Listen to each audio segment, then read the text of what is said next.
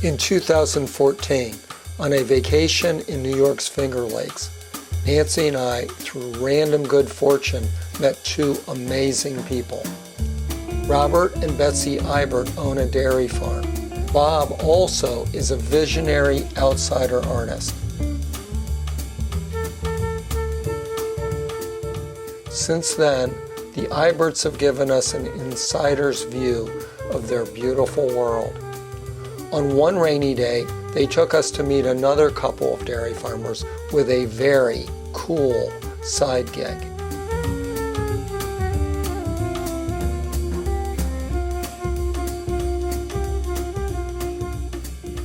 So I'm Mik McMahon, and myself and my wife Edie, we like to restore classic muscle cars. We like late 60s, early 70s, kind of partial to the Mopars. You can see on the sweatshirt here, which is Chrysler Corporation, but we also delve a little bit into the GMs with our Oldsmobiles, and we have an American Motors as well. We live in Homer, New York. What we have to do is milk 750 cows. That's our real job, but this is a favorite pastime of ours and put a lot of energy into it. This is more fun than farming. I found that turning wrenches on a muscle car is a lot more fun than turning wrenches on a manure spreader. You said you went to Cornell? I did. What did you major in? My first year in college, I was actually an art major, but I decided I didn't want to starve to death, so then I switched my major to agricultural economics and then came back to the home farm when I graduated in 1973. And Edie is the brains of the operation? Edie is definitely the brains of the operation, not only in the car world, but in the cow world as well. She's the CFO of our dairy operation. But she does a lot of the research on the cars? She is our researcher. She's our go-to person for the computer as far as what should this look like, what color should this be, is this car real or is it a fake? I mean, all those things. Yeah. I fell in love with my first muscle car when Mike brought one home on a trailer, and I figured if you can't beat them, join them, and I bought a 1971 Roadrunner, and the rest is history, I guess. You drive that around sometimes? I do. It's an automatic. It belonged to a little old lady, and then I bought it. So. Little old lady from California. Okay, Mike said you do a lot of the research on the cars? I do. It's very interesting. It's like a scavenger hunt and a little bit of detective work too. How do you go about doing that? A lot of that online, and there's a lot of good literature, or just talking to other Mopar people. What does Mopar stand for? That's an acronym for Motor Parts for Chrysler Products. So. Well, you guys are just remarkable. Well, we have a lot of fun. And we met a lot of really nice people, too. That's good. Yeah. We had a friend when we first got into the hobby, and he kind of helped us along with the purple car that we saw in there. My Roadrunner was the first one we bought. And he was a paint and body guy, probably one of the best in the business. He wanted to build a car for his wife. He had found 3 old Dusters that by mixing and matching panels was able to put together one solid body. He painted it, and 3 days after he painted it, he was killed in a motorcycle accident. So we have this little shrine thing like here, and his name was Jimmy Huss. And this is a picture of Jim just as he finished painting this Duster, and then he was killed 3 days after that picture was taken in a motorcycle accident. So his wife just wanted to get rid of it. He was building it for her, but she didn't want anything to do with it. All it was just a body, no engine, no wheels, no interior, no nothing, just a red shell and a gorgeous paint job. I bought the shell from her, and we moved it back here, and then went about finding all of the parts, dashboard, transmission, axles, everything to build this car. Yeah. 1973 340 Duster, called the A-body frame. That was Plymouth and Chrysler's smallest frame car. A 340 doesn't sound like much of an engine compared to a 440 or a 426, but it was an engine that was well known for real high RPMs. You could get on this car, and even though this car is 500 horse, you'll beat it off the line with this one because it weighs so much less. And that 340 engine is famous for high revolution, so you could really nail that and get off the line quickly. You'll get past eventually, but coming off the line, there was nothing like a 340 Duster. Did you do any kind of drag racing in your youth? I never have. All my friends are disappointed in me that I've never drag raced, but you know, you put your heart and soul into these things, and then the last thing you want to do is go out and beat the hell out of them. So. What year is this Barracuda? It's a 1970. It's my college roommate had one of these. So this car started life as just a common Barracuda, what we would call a granny's grocery getter, okay? It had the smallest V8, had automatic on the column, but it was in pretty nice shape. So from there to a guy in Michigan that took the little 318 out and put a 440 in. He took the automatic out and put a 4-speed in. And then I bought it from him. And at that point, it was white, even though it started life as an olive green car. And so we took it to this level here, which is like the top level or beyond. Sorry, but I gotta interrupt you for a second, Mike. Most of my YouTube audience are artists and don't know the difference between a camshaft, a crankshaft, and a John shaft. So to get them up to speed, I decided to call my National Magazine Award-winning brother to explain the basics. Hey, Brad, how are you doing? Good, Johnny boy. Do you know what a Hemi is? Isn't it some kind of car-related thing? Could you be a little more specific? Well, it's like an engine-y part. That's right, an engine-y sort of part.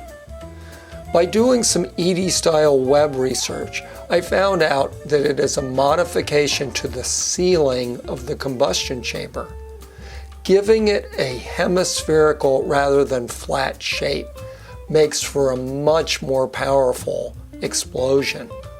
I went back to my brother to explain how these explosions make the car go. The piston must be inside the Hemi, and it explodes and then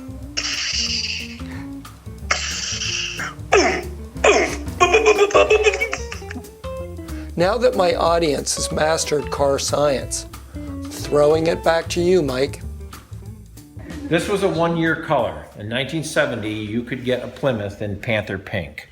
And so that's what this is. We just decided that if we were going to do a 1970 Cuda with a 426 Hemi and a 4-speed, it had to be in the one-year optional color, which was Panther Pink. So that's what we did.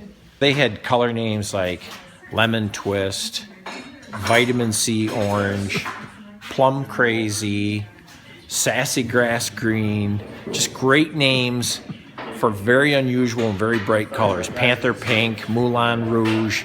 And it was one of the things that separated Chrysler, which would have been the Plymouth and Dodge muscle cars, from a lot of the other companies, was that they really went out of their way to use crazy, loud colors. It's one of the things I like about the company.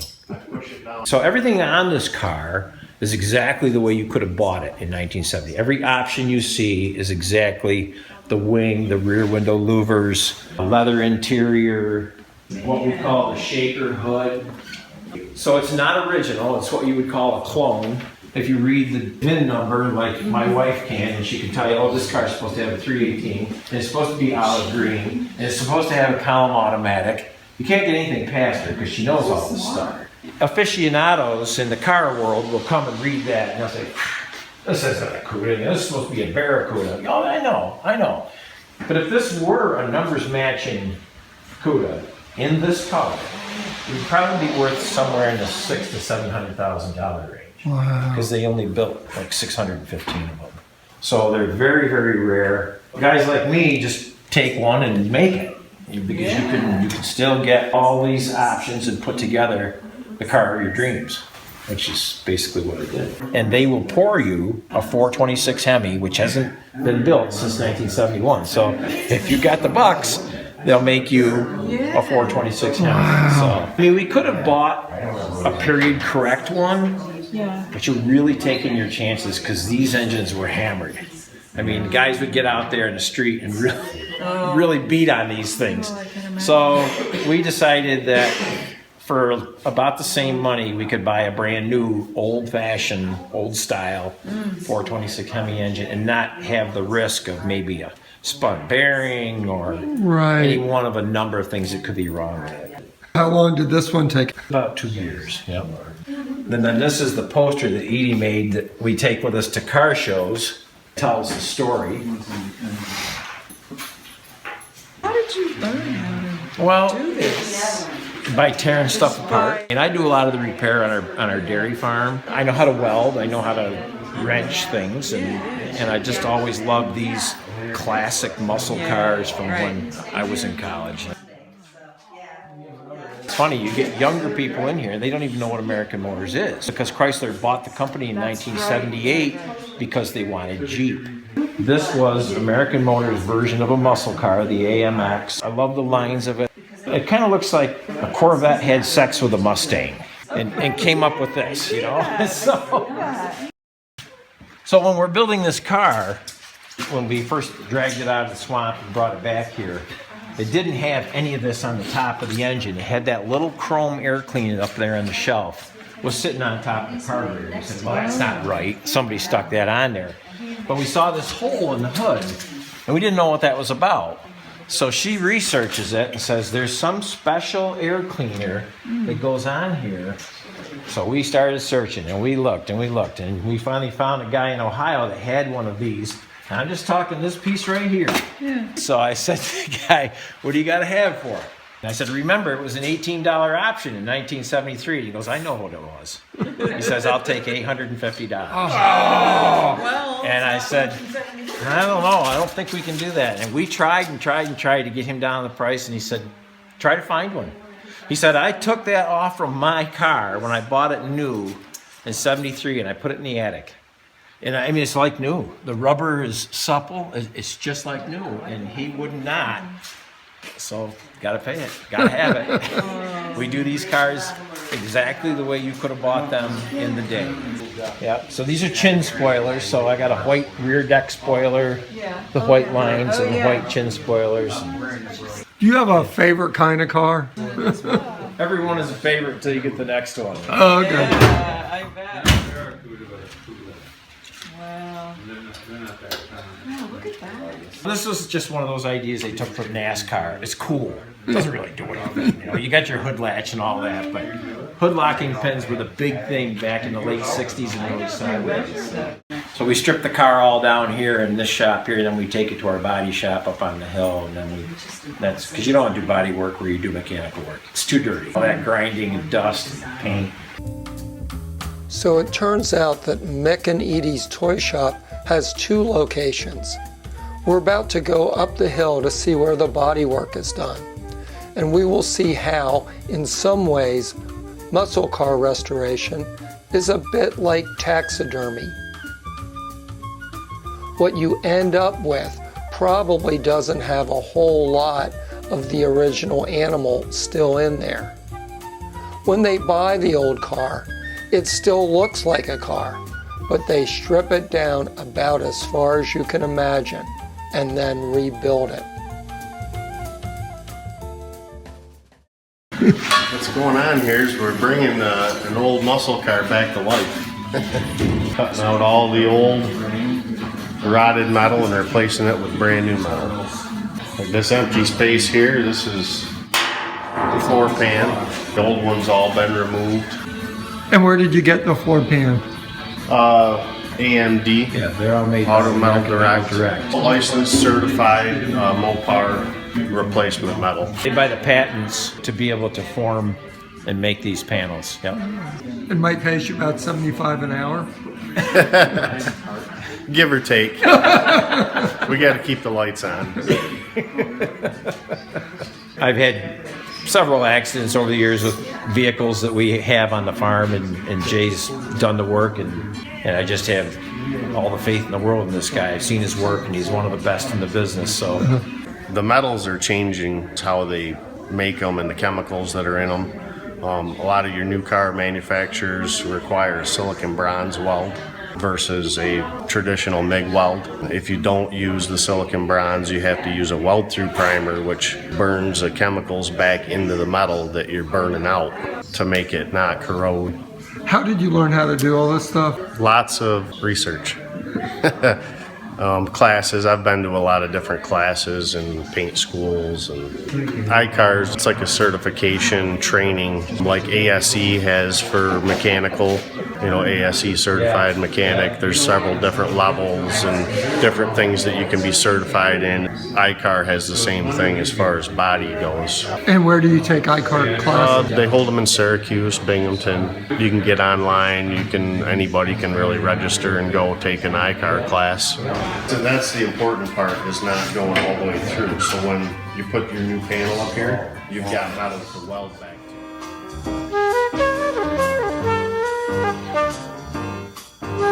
It is truly amazing how Jason and his crew do all this. They salvage as much of the good metal as they can, and then replace or rebuild even the tiniest parts.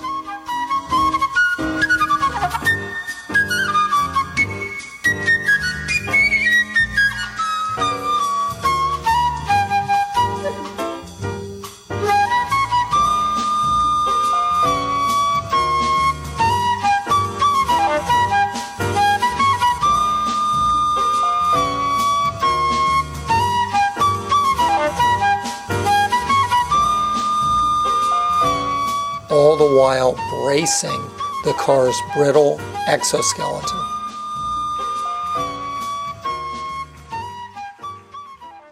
Yeah, we're bringing the car back to life for Mike and Edie. Edie's car, actually. So It had to be 5 years ago. I came into my wife's office and I caught her looking at this car, and we'd been talking about buying a 70 B-body GTX. And I said, yeah, it's a nice car. And she goes, well, it's not just a nice car, it's pretty rare. She says, this is a super track pack car. And I said, what do you mean a super track pack car? She goes, well, this particular model of the GTX was produced in the factory to be able to go right from the showroom to the drag strip. It has a Hemi 4-speed instead of a regular 4-speed, a larger drive shaft, a Dana rear end instead of a standard rear end, torque boxes welded in the frame. And she's going on, and I'm saying, where did you come from? How do you know this stuff? And she goes, well, I've been reading up on this. She goes, and this is a super track pack car. It was on the screen, and it had to buy it now for $20,000. Is that a good price? And she goes, this car in a good economy is an $85,000 car. Then you should buy it. She goes, I know, but I just can't bring myself to click the mouse on the buy it now. So I slapped her finger and she clicked the mouse and bought the car. So that's the story of her 70 GTX. So You gotta send me a picture of it when it's finally finished. Oh, absolutely. Yeah. It's a project, but it'll be a pretty valuable car when it's done. So I filmed our visit to Mike and Edie's toy shop back in October of 2016.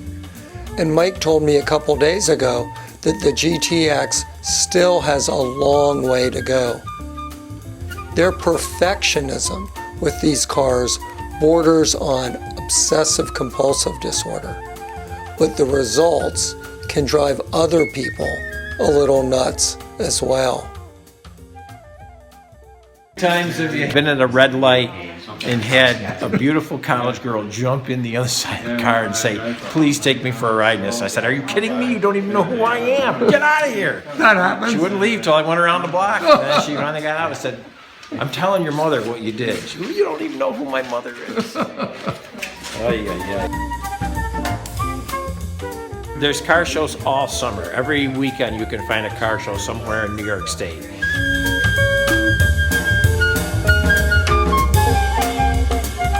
You don't just get a sledgehammer and start trying to force it? Our favorite is the Mopar show that the Central New York Mopar Association has. Proud to say that we took first place in the e-body class with our CUDA this year. That kind of motion then somehow is converted into a cranking shaft. And second place with our Duster.